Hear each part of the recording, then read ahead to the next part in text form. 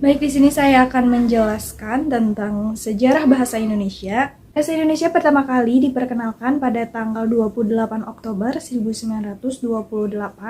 Ya, betul sekali, itu adalah peristiwa Sumpah Pemuda, yang mana terdapat pada poin 3, yaitu tentang bahasa persatuan bahasa Indonesia.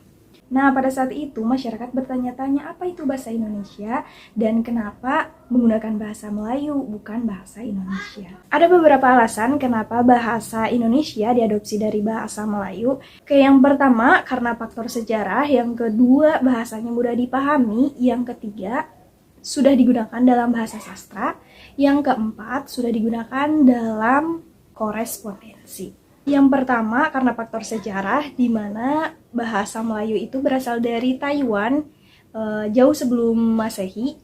Bahasa Melayu migrasi ke daerah selatan, yaitu ke Borneo, Filipina, Malaka, dan Sumatera. Nah, digunakan untuk berdagang. Singkat cerita, jatuhnya Malaka ke Portugis menyebabkan adanya perubahan menandai dimulainya peradaban bahasa Melayu modern, yang mana sudah masuknya kosakata dari Eropa, yaitu Belanda dan Inggris. Sejak saat itu, surat menyurat sudah digunakan dalam bahasa Melayu. Nah, bahasa Melayu juga berperan penting dalam dunia pelayaran dan perdagangan.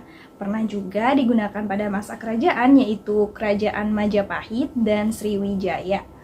Kemudian timbullah pertanyaan, kenapa bahasa Belanda tidak digunakan? Karena bahasa Belanda itu tidak begitu dimengerti. Kemudian karena wujud nasionalisme pemuda pada saat itu. Yang ketiga, sudah digunakan sebagai bahasa sastra, yaitu karena sudah digunakan dalam suatu karya sastra. Karya sastra angkatan Balai Pustaka seperti Belenggu, Siti Nurbaya, dan sebagainya. Dan yang terakhir, yaitu yang keempat, sudah digunakan sebagai bahasa korespondensi, yaitu yang mana korespondensi itu adalah surat menyurat. Nah, sebenarnya sebelum Sumpah Pemuda diikrarkan, bahasa Melayu sudah digunakan untuk surat menyurat di Nusantara.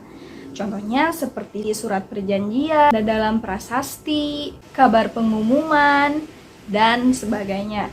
Itu untuk menyampaikan sebuah informasi kepada masyarakat. Nah, itulah penyebab kenapa bahasa Melayu digunakan.